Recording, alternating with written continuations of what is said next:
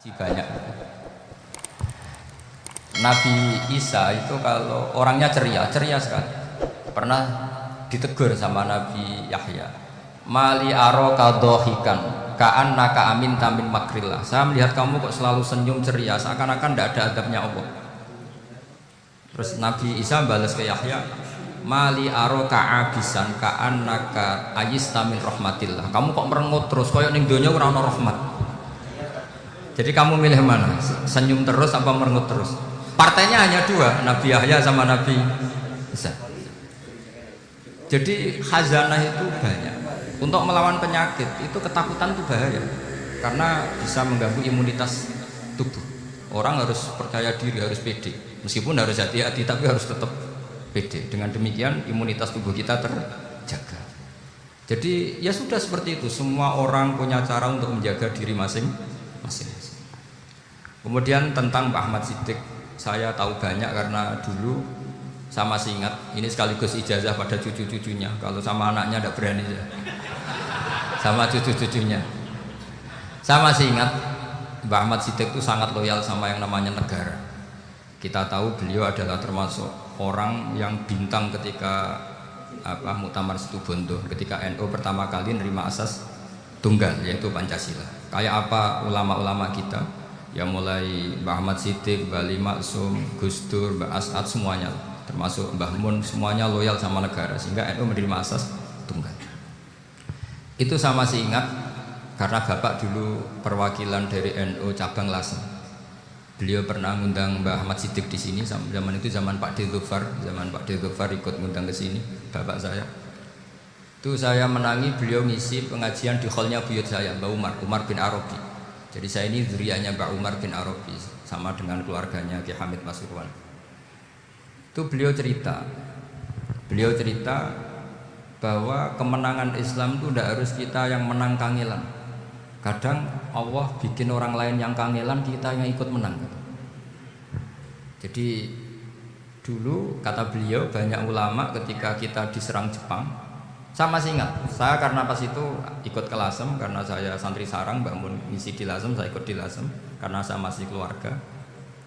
Itu ulama-ulama itu mimpi dibacakan ayat Khulibatir rum fi adnal ardi wa hum min ba'di ghalabihim sayaghlibun fi bid'i sinin lillahil amru min qablu wa min ba'du wa yawma idzi yafrahul mu'minun. Itu dulu itu ada pertarungan besar antara kerajaan Romawi dan kerajaan Persia. Kita tahu Romawi itu Nasrani. Saya ulang lagi, Nasrani.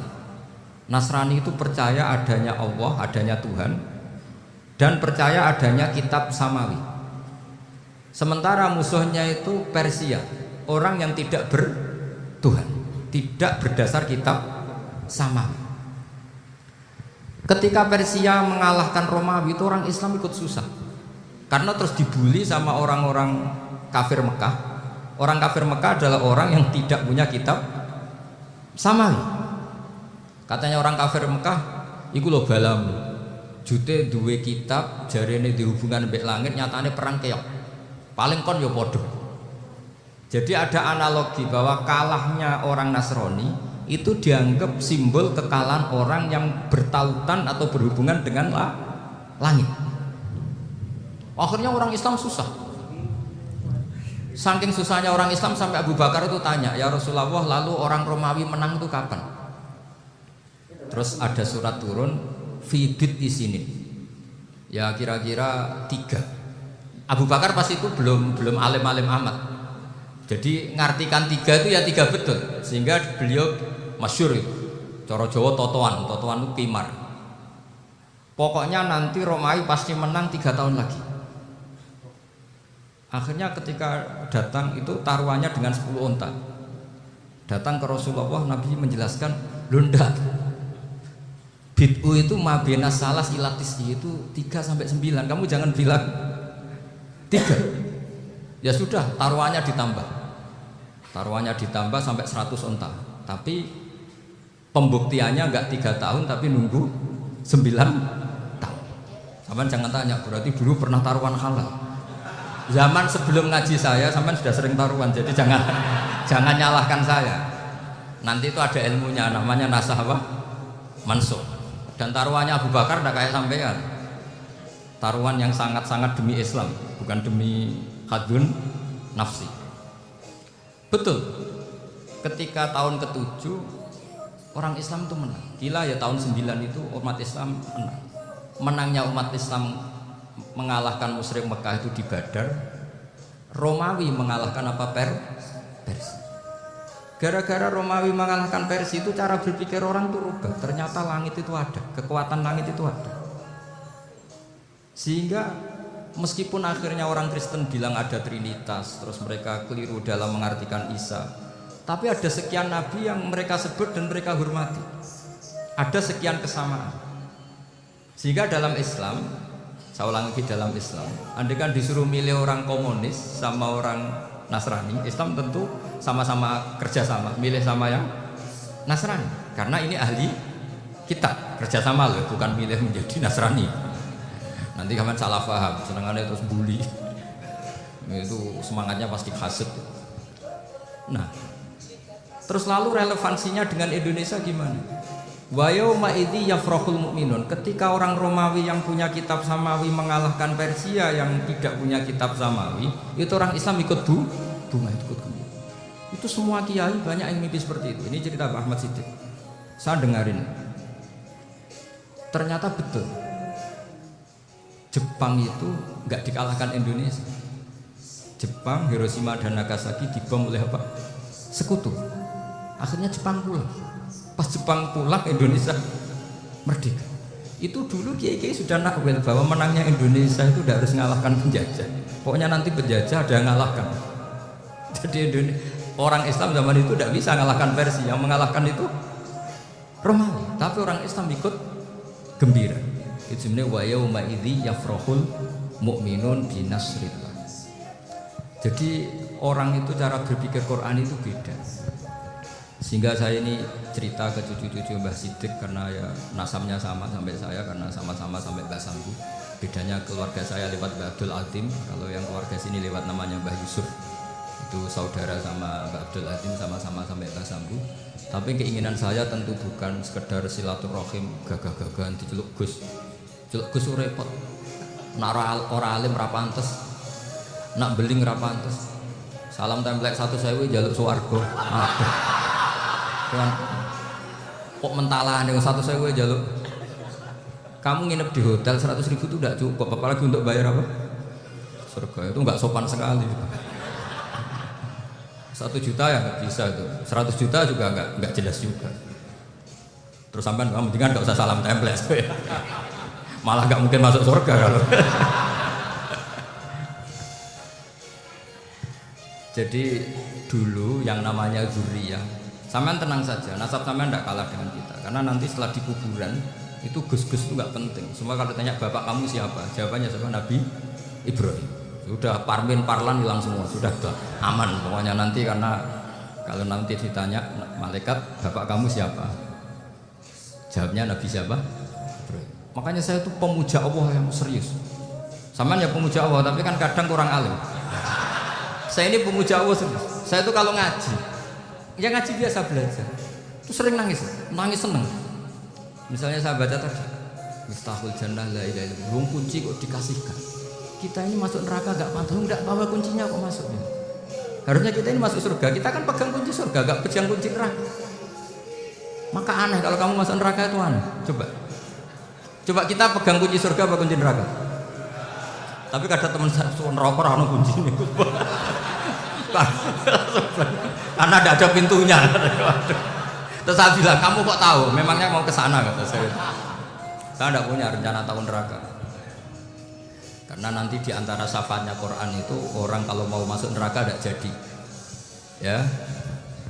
Ya nggak apa-apa ya, diatur sendiri. Jadi di antara syafaatnya Quran itu orang nggak jadi masuk neraka. Jadi syafaat itu ada 2, dari neraka diangkat ke surga, dan itu bisa lama itu. Tapi kalau syafaatnya Quran itu yang belum masuk neraka supaya nggak jadi masuk neraka. Karena neraka juga punya aturan, dia juga kena aturan fikih. Jadi betul, saya ada punya. Jadi kena konstitusi apa? Fikih.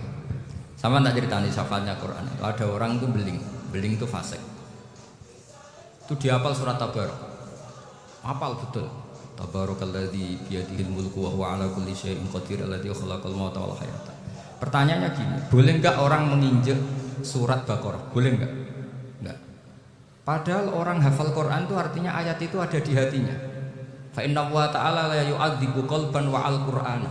Allah tidak akan menyiksa hati yang menyimpan Quran, yang jadi flash disknya Quran, yang jadi rekaman Quran. Singkat cerita orang ini hafal. Pas ketemu Mungkar Nakir prosedur kan, ini orang fasik mau diantemin sama Mungkar Nakir. Prosedur ya, dia kan prosedur standar. Si surat Tabarak akhirnya menjelma jadi seseorang yang gagah berani. Kamu nggak boleh nyiksa orang ini. Saya ini kalamu. Kalau kamu nyiksa dia berarti nyiksa saya. Kamu berani sama kalamu. Wah ya udah berani saya Mungkar Nakir. Tapi orang itu nakal, harus saya gebukin. Tapi kata Quran tadi, tapi saya di situ pasti kena saya. Oh debat, nggak ada lajnahnya ini gak ikut. Kalau Gus Firjon ikut jadi lajnah. Kalau jadi lajnah pasti kroninan. Kalau santrinya dimenangkan. Akhirnya debat. Ya sudah kita ketemu Allah. Akhirnya Mungkar Nakir sama Quran tadi surat Tabarak datang. Sowan sama Allah. Terus kata Allah, memangnya kenapa Mungkar Nakir? Saya harus nyiksa dia karena dia fasik ya Allah. Memangnya kenapa surat Tabarak? Saya ada di situ. Menurut aturan orang tuh nggak boleh injak Quran. Kalau dia nuduk saya, nuduk Quran, itu harus dikasih tahu fikihnya Mungkar Nakir. Akhirnya Allah ngendikan gini ke surat Tabarak. Ya sudah terserah kamu. Kalau terserah pulau Gusti Mungkar Nakir nggak boleh nyentuh orang ini. Ya sudah selamat. Sehingga terus itu sama baca di termasuk mukjizatnya surat Tabarak di tafsir Ibnu Katsir banyak. Karena tadi logikanya malaikat itu juga kena aturan fikih. Sehingga banyak ulama termasuk Said Muhammad ngendikan pertanyaan Mungkar Nakir itu tidak semua orang kena. Kalau semua orang kena nanti kalau tanya Nabi Muhammad, "Waman nabiyuka?" Kacau kan jamnya. Nabi kamu siapa? Saya ini nabi. Iya kan? Lah nanti kalau pas ketemu Nabi Ibrahim, "Waman abuka?" Jadi repot kan? Makanya ada kiai yang guyon kalau ditanya, "Marab buka?" Saya ini guru tauhid sembrono. Saya ini ngajar Umul Baro'ir, kamu tanya marab buka. Masyhur itu keramatnya Imam Malik. Ada Ashabu Malik, rajulun min ashabi Malik. Beliau ditanya Mungkar Nakir, "Marab buka menabi buka?" Imam Malik datang, ini seumur-umurnya itu ngajar tauhid. Kamu gede enggak sopan kamu. Dan kita berharap barokah sampean ngaji nanti itu. Yes. Malaikat itu anak sungkane itu. Jadi dan saya meskipun guyon itu serius. Bedanya orang alim sama ndak itu di situ. Kalau orang alim itu guyon itu masih benar, masih serius. Coba saya bacakan ayatnya. Ala inna auliya Allahi la khaufun alaihim wa lahum yahzanun. Terus lahumul busyra fil hayatid dunya fil akhirah. Artinya kalau Mungkar Nakir dengan penampilan garang gitu, berarti ada ketakutan apa enggak? Ada, padahal ciri utama walinya Allah tidak ada ketakutan. Makanya itu termasuk dalilnya Sayyid Muhammad. Tidak semua orang alami seperti itu karena wali-wali itu la khaufun alaihim wa lahum yahzanun. Wah anak kiai Mungkar Nakir buat tidur bedek. Iku dreseke ora kok pertanyaan tok. Konan santri piye? Lho isen wis kiai dihanjuti Mungkar Nakir. Malu gak kira-kira? Mesti pelengane konan santri piye? Nah jawabannya gampang karena pernah ngajar tauhid. Makanya Sayyidina Ali ini cerita ini ada di kitab Nurul Dolam. Sama lihat di kitab Nurul Dolam karangannya Syekh Nawawi Banten. Itu Sayyidina Ali itu ya, andikan orang biasa mungkin ya agak-agak hasut, tapi ini wali gak boleh kamu katakan. Dia itu mangkal sama Umar. Orang kok setiap orang pernah dibentak. Apa dia berani bentak Mungkar Nakir? Penasaran. Bagaimana kerengnya Umar itu berlanjut enggak gitu kira-kira. Akhirnya minta, ya Allah saya minta kasaf. Ya karena yang minta Sayyidina Ali karena mau wajah dituruti sama kasaf. Dilihat Sayyidina Umar pas meninggal itu. Jadi hasud itu ya kadang penting asal baik. Loh betul bahasa Kanjeng Nabi kadang la hasada illa fisnaten. Itu Nabi bahasakan ya hasad. Gus Firson saja yang nafsirkan ghabtah itu kan. Oh itu kan gaya-gayanan sebagai ulama. Aslinya Nabi ngendikannya itu la hasada illa fisnaten. Ulama yang ganti itu namanya ghabtah. Wong Nabi sendiri nyebut hasad kok kamu tafsiri kotor. Ya hasad ya hasad. Udah ada usah ditawil-tawil pokoknya gitu.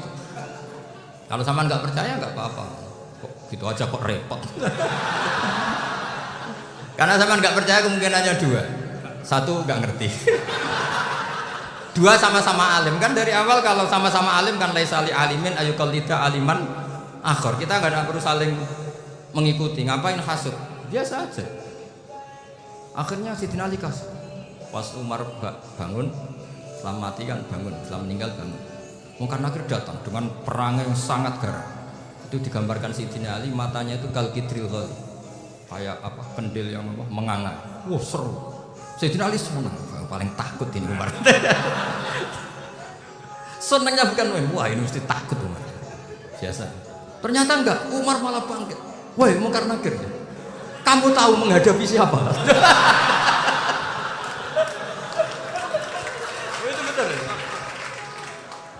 Kamu itu menghadapi temannya ahabbal khalqi ilallah. Yang diandalkan temannya bukan dia. Kamu tahu yang kamu hadapi, saya ini teman kekasihnya Allah. Jadi boleh kamu mengandalkan Mbak Virjon. Tapi nanti resikonya Mungkar Nakir tanya, itu Virjon siapa? Wah itu masalah kan. Makanya syaratnya wali itu harus ma'rufun fis sama. Di langit sudah populer. Makanya dulu ada orang yang saking seninya Abdul Qadir ditanya apa saja jamnya Abdul Qadir Al-Jilani itu aman karena beliau populer. Makanya program kita harus populer dulu di langit. Nah, itu nanti kalau dicatut oleh santri-santri nggak apa-apa. Kalau nggak populer nanti dicatat itu siapa? Masalah ya. Umar itu yang dibanggakan itu, kamu tahu saya siapa? Ya enggak tahu, saya ini temannya kekasihnya Allah. Temannya Muhammad, iya Muhammad Rasul. Wah mikir, waduh repot. Loh di dunia aja gitu kan, temannya presiden, temannya panglima, apalagi ini temannya Sayyidul Awalin wal Akhirin. Di dunia aja bilang temannya presiden, menteri orang sudah takut, apalagi ini temannya Sayyidul Awalin. Hanya Mungkar Nakir terus konfirmasi sama Allah, gimana ya Allah ini ngadepi. Sebetulnya diandalkan itu temannya, bukan dia. Wah, akhirnya sama Allah dibilang ya bu, ya sama seorang seperti itu bu yang sopan. Terus semenjak itu Mungkar Nakir itu nggak selalu berpenampilan seperti itu sangat. Jadi semoga itu konsisten sampai nanti. Jadi kamu kalau ingin nggak takut Mungkar Nakir jadi wali. Karena syaratnya tadi hanya wali sing la khaufun alaihim walahum yahzanun lahumul busyra fil hayatid dunya fil akhirah. Jadi orang itu kalau ngaji itu harus khatam. Jangan semuanya kena pertanyaan. Dan kalau semuanya kena pertanyaan nanti repot. Kalau Nabi Muhammad ditanya waman nabiyuka, nabimu siapa? Lu kan terjadi aneh. Jadi makanya ngendikane Sayyid Muhammad semua ulama nggak ada am kecuali ditaksis, kecuali sifatnya Allah. Misalnya bikulli syai'in alim ya benar-benar bikulli syai'in. Tapi kalau am semuanya pasti ada taksis meskipun dalam muhawarah muhadasah biasa. Misalnya contoh gampang, istri kamu baru seneng kamu, mas nak ben apa-apa aku lapor aku gak apa-apa mas, mesti aku seneng gak sama lapor. Iku di aku ben wayo. Wah langsung jadi apa wae. Mesti apa wae maksudnya kecuali itu gitu. Padahal kalau ngomong mas sampean ingin apa saja tak dukung. Terus sampean bilang pengen ku iku wayo. Kira-kira disetujui apa enggak? Sama seperti kita kalau punya teman akrab, wes nang omahku gak apa-apa, anggap ya omahmu dewi. Terus mlebu kamar.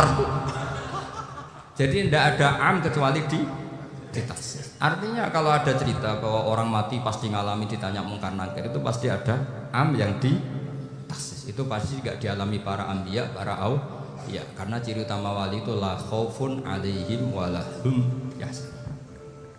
Kemudian saya yang mau cerita ya, supaya sampean bisa menghadapi dunia global ini tak bawa tafsir Munir termasuk tadi. Kenapa orang Islam Rasulullah SAW itu lebih senang kalau yang menang itu orang Nasrani Romawi ketimbang yang menang itu orang Faris, dalam hal ini ateis. Karena orang ateis itu lebih ngeri. Sebetulnya beberapa penemuan sains, terutama di ilmu medis itu orang Amerika, kayak cloning. Tapi orang Amerika itu masih dilarang oleh gereja untuk mengaplikasi, karena nanti bayi cloning itu dipakai suku cadang. Di Amerika masih ditentang oleh fatwa-fatwa agama baik Islam maupun Kristen. Tapi di Cina itu dipraktekkan karena nggak ada halangan agama. Di Cina itu biasa ada kondom diolah lagi jadi alat-alat aksesoris. Di Amerika tidak ada karena masih ada agama, masih ada larangan. Sehingga orang Islam itu lebih takut kalau yang menang itu Persia, karena terus cara berpikir ternyata Tuhan itu tidak ada, langit nggak ada perannya. Jadi ketika yang menang Nasrani masih berpikir itu pertolongan Tuhan, meskipun mungkin cara mengatakan Tuhan beda dengan kita. Tapi ada satu kesamaan bahwa kekuatan samawi itu ada.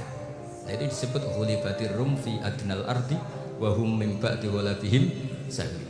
Di sini diterangkan oleh Syekh Nawawi supaya kamu tidak salah paham. Sebetulnya kamu katakan misalnya wah itu paham liberal, sebenarnya saya tidak tersiksa.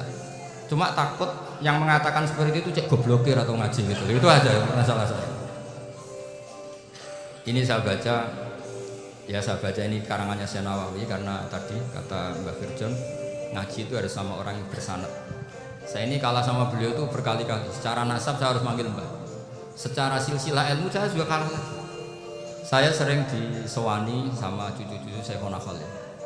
Kiai Sidik itu termasuk murid dekat beliau Syekhona Khalil. Kalau itu berarti kan Gus Firjon, Ahmad, terus Mbah Sidik. Mbah Sidik ngaji Syekhona Khalil. Syekhona Khalil itu pernah ngaji langsung sama Sayyid Zaini Tahlan. Berarti beliau dari Sayyid Zaini Tahlan itu baru generasi kelima. Sementara saya itu sudah ke-7 atau ke-6. Saya, Mbah Mun, Mbah Karim misalnya, Mbah Hashim, Mbah Mahfud Termas, Sayyid Abi Bakar Sato yang arangnya Anatul Thalibin, baru Sayyid Zaini Tahlan. Berarti saya ke-7, kalah lagi. Tapi untuk jadi wali biasanya cepat saya. Karena syaratnya jadi mbah itu ngalah demi putu. Jadi kalau beliau ngotot, saya dulu Gusti, saya mbahnya. Wah itu mbah yang nggak baik. Pasti jatahnya dikasihkan apa? Cucunya dulu. Makanya Abdul Muthalib itu orang yang dapat wangsit, tapi yang jadi nabi itu cucunya. Jadi dalil saya banyak. Sebenarnya Abdul Muthalib itu sudah sering dapat wangsit. Karena saya bahasakan wahyu, nabi yang protes, enggak nabi kok dapat wahyu. Tapi sebetulnya Abdul Muthalib itu masyhur. Kalimat-kalimatnya menunjukkan bahwa beliau itu sudah dapat wahyu kalau nanti cucunya itu jadi nabi. Makanya senangnya bukan main Abdul Muthalib sama Rasulullah. Putu seneng, mbah seneng putu. Jadi mungkin, jadi sampean enggak usah protes loh. Ya, yang jadi wali kok cucunya. Dulu betul. Dulu Mbah Hamid Pasuruan itu kalau Mbah Ahmad Siddiq ke sana, Mbah Hamid Pasuruan kalau manggil Mbah Ahmad Siddiq itu paman. Tapi pamannya minta ijazah ke ponakan. Apa ya gara-gara itu memang. Kalau itu masih berlaku apa? Ngalah tadi. Kayaknya masih hawane masih. Hawane masih. Karena melihat tren-tren langit masih gitu kayaknya masih. Masih. Ya, tapi mbahnya tetap dapat jatah, tenang saja nanti. Tapi memang sebaiknya mbah itu lego. Rasulullah Muhammad SAW itu terkenal min dzurriyyati Ibrahim. Tapi kata Rasulullah, ana dakwatu Ibrahim wa bisyaratu Isa. Aku nganti ngene iki barokah dongane Nabi siapa? Ibrahim. Jadi dongane Nabi Ibrahim ya tiba teng putu. Jadi banyak bukti bahwa jatuhnya ke putu gitu. Tadi saya di kamar sama beliau berduaan. Nih Mbah dadi wali di sini. Aku memang. Cocokan tadi. Nah, kenapa saya akhir-akhirnya gulirkan daftar wali? Kenapa? Saya ini resah ya, orang sudah ingin dicintai pejabat, dicintai tetangga, dicintai teman. Tapi kadang-kadang orang lupa lagi dicintai Allah. Makanya saya meskipun guyon, tapi ini amdan, bukan sahwan. Supaya orang punya cita-cita lagi jadi wali, ingin dicintai. Kita ini terlalu lama ingin dicintai makhluk. Bu Yau naik kelas sedikit. Ingin dicintai Allah Subhanahu wa Ta'ala. Meskipun saya guyon, tapi tadi guyon saya tuh lebih serius ketimbang serius Anda. Karena tak pikir. Saya tuh kalau pergi itu seneng ngebis, bukan karena saya tidak punya mobil, tapi saya sering mau butuh itu supaya nggak diganggu. Karena saya tuh harus punya waktu sendiri. Kalau ngebis kan ketemu orang nggak kenal, tapi sekarang ya agak susah, banyak yang kenal. Dan susahnya lagi gak minta ijazah, minta foto. Aduh. Repot tuh. Mau dibenci itu umatnya Rasulullah Shallallahu Alaihi Wasallam. Mau disetujui itu sanatnya mana? Kalau ketemu orang alim minta apa? Foto. Itu nggak ada sanatnya.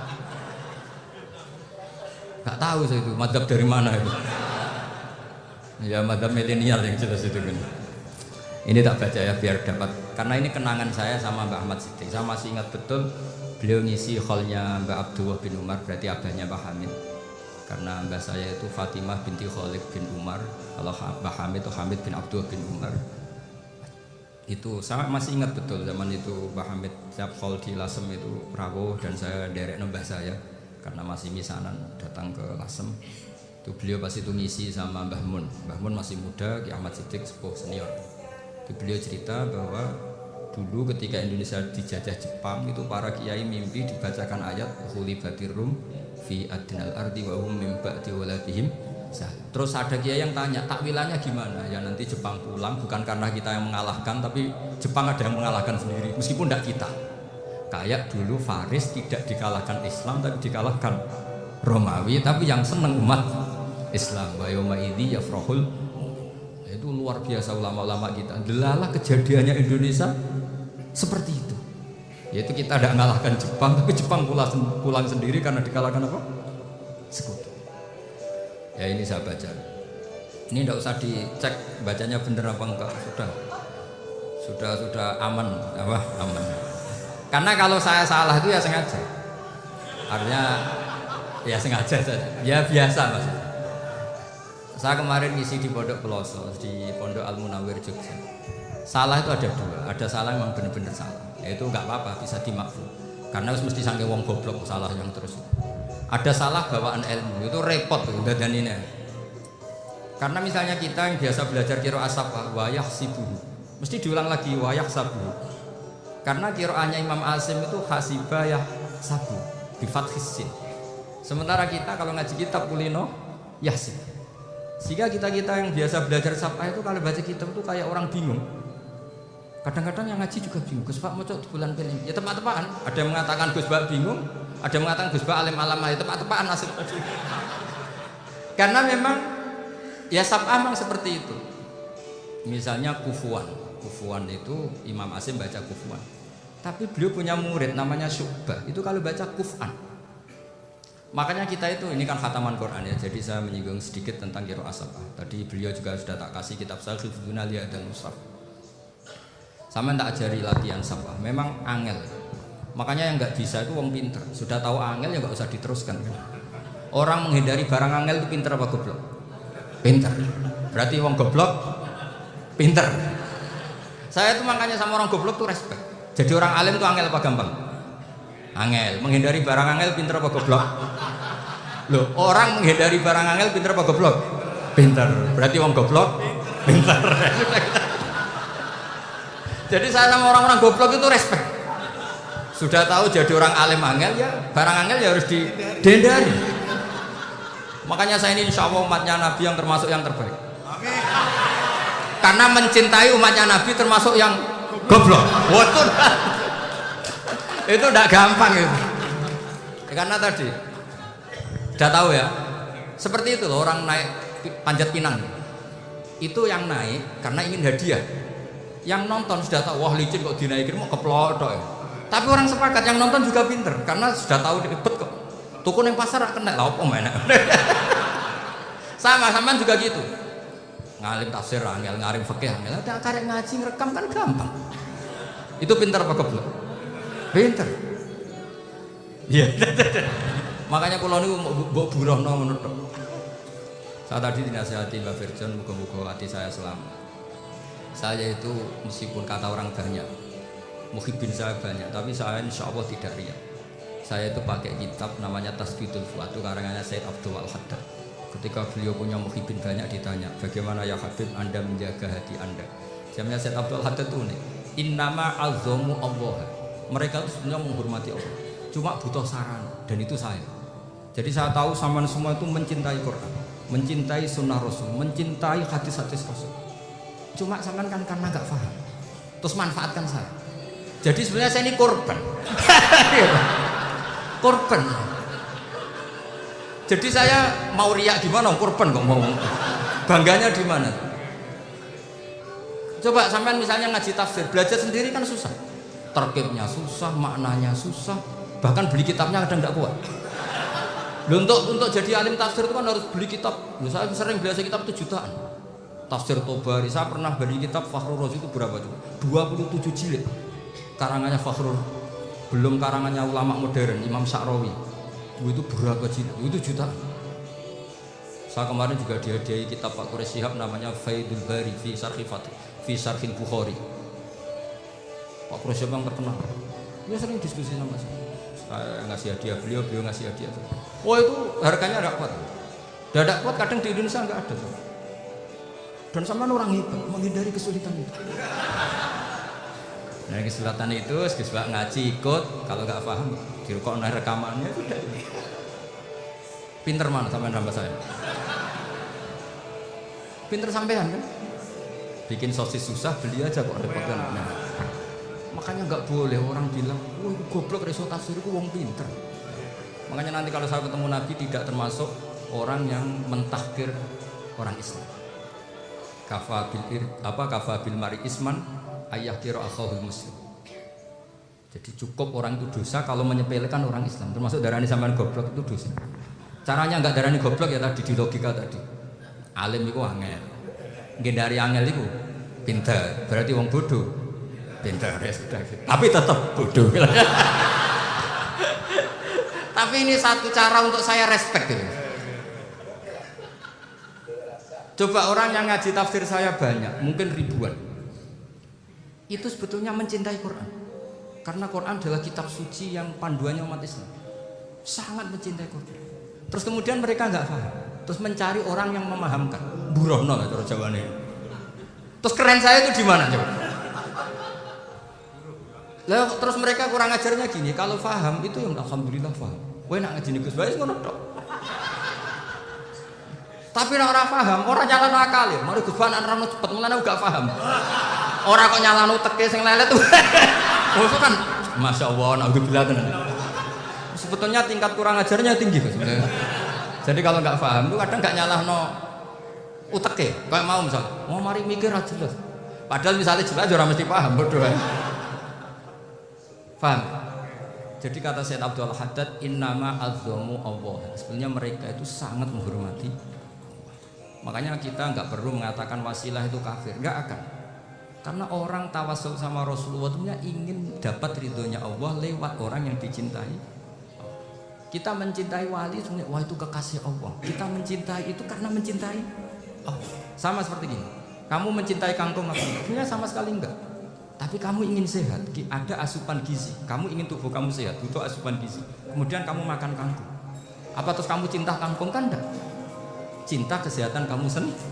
Sama. Orang yang mencintai saya ingin kepuasan rohani. Saya kan termasuk kiai yang torekonya gampang. Ini swarga, kan akhirnya penggemarnya banyak. Coba kalau kamu neraka.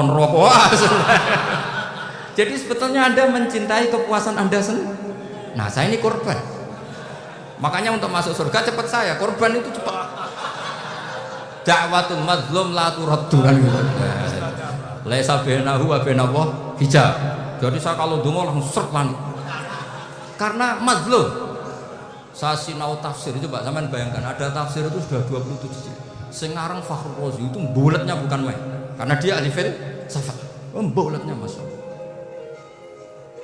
Sudah gitu sinau Jalalain kadang dikomen oleh Sawi. Sudah kita percaya Jalalain dibuli Sawi.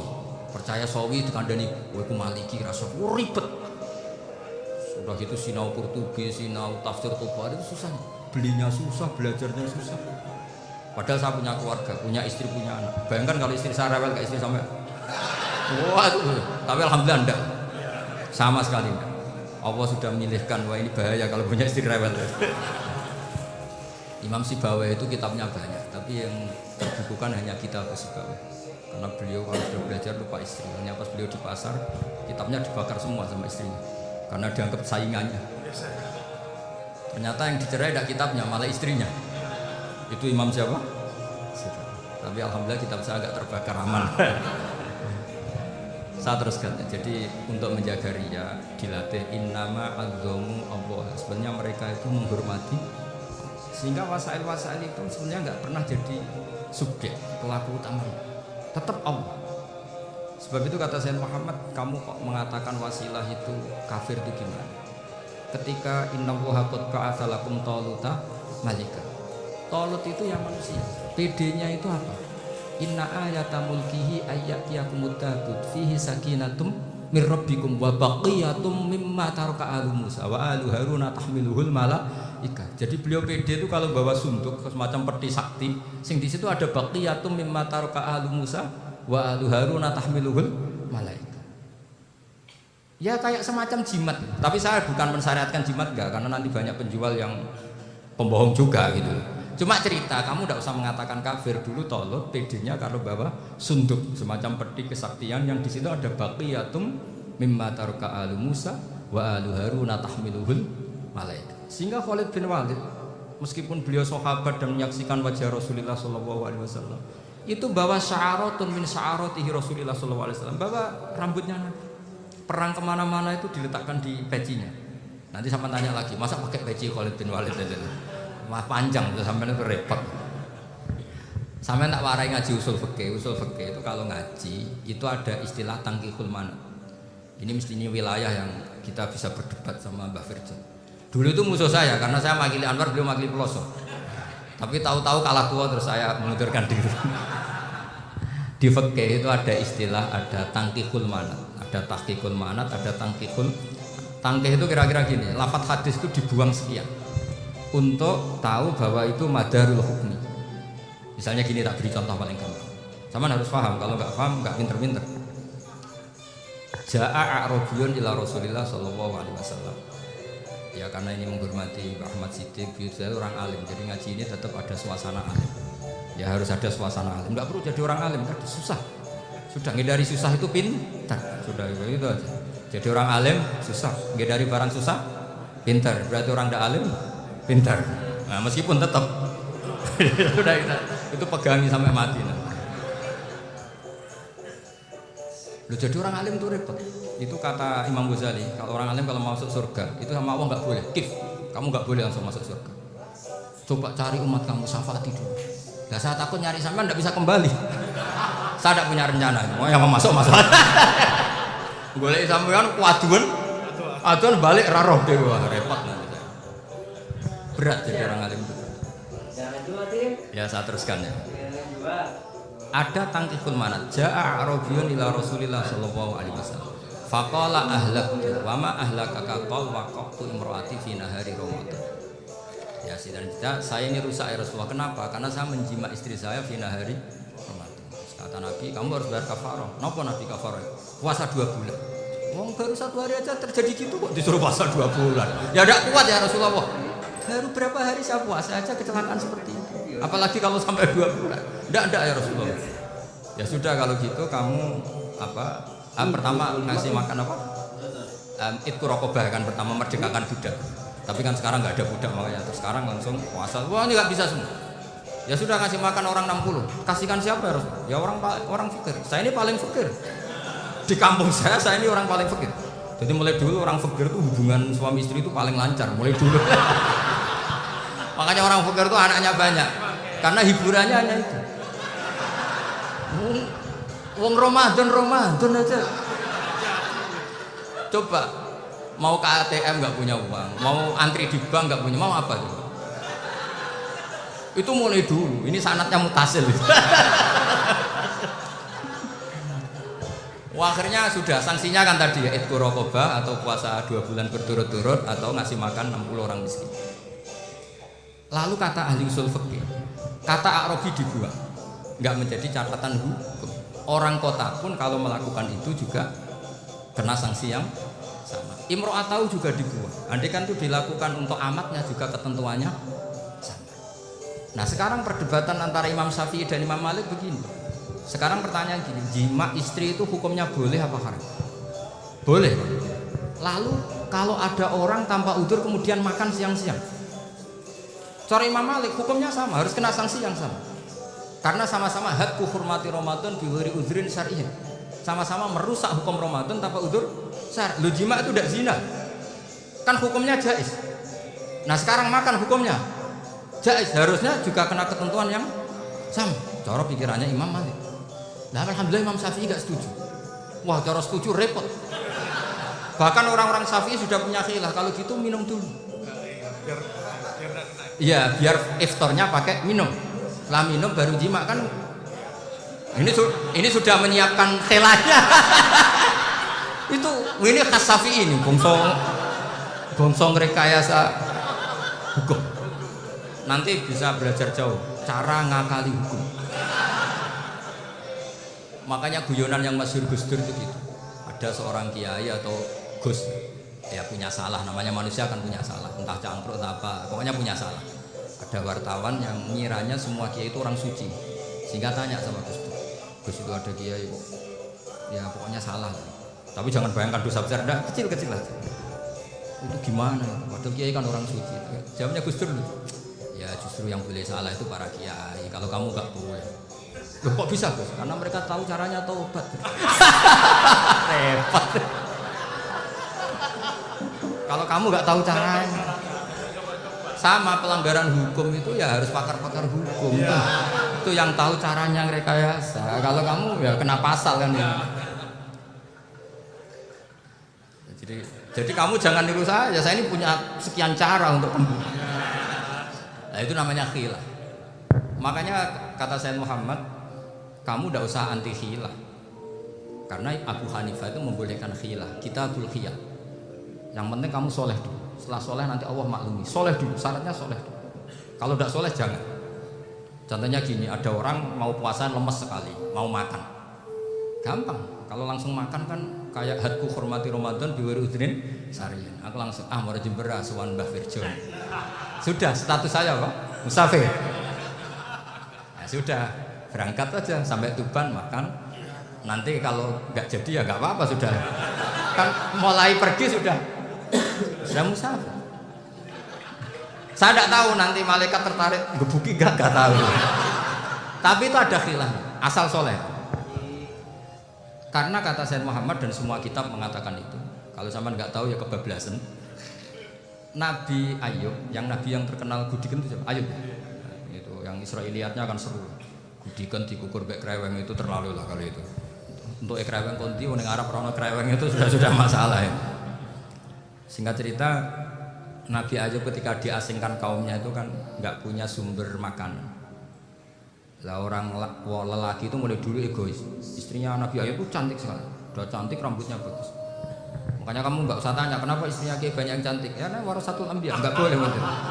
Kalau nggak cantik ya warasatul anbiya dari segi balak. Istrinya Nabi itu semuanya cantik. Nggak usah tanya sebabnya apa, pokoknya gitu, semuanya cantik. Singkat cerita, beberapa kali istrinya Nabi Ayub itu kerja demi bisa nafkahi Nabi siapa? Suatu saat itu tidak ada pekerjaan yang cukup untuk beli roti. Satu-satunya peluang dapat rezeki itu putrinya raja itu rambutnya berondoli. Terus ada sayembara siapa yang rambutnya bagus mau dibeli. Sampai rambutnya istrinya Nabi Ayub itu dijual. Nabi Ayub tersinggung karena itu mengurangi kecantikan. Jadi lelaki mulai dulu gitu. Udah nggak urun kalau istrinya nggak cantik itu komplain. Itu khasnya lelaki. Jadi kalau kamu gitu ada sanadnya juga, tenang saja ya. Komplain ya begawan. Saking mangkelnya Nabi Ayub terus ngendikan la adriban naki mi'ata sautin. Kamu akan saya pukuli dengan mi'ata sautin atau dengan 100 cambukan. Atau mi'ata diftin atau mi'ata apalah sesuai konteks zaman itu. Engko nak muni pecut tuku konti kok ribet lagi. Singkat cerita akhirnya ketahuan bahwa istrinya menjual itu demi Nabi Ayub. Allah nggak ridho kalau kekasihnya yaitu istrinya Nabi Ayub wis perjuangan kayak gitu malah kena hukuman. Tapi Allah juga nggak ingin kekasihnya yang bernama Ayub melanggar sumpah. Padahal beliau sudah sumpah, wallahi demi Allah nanti tak pukul dengan 100 kali. 100 kali dengan lidi lah misalnya, contoh yang gampang tuh lidi.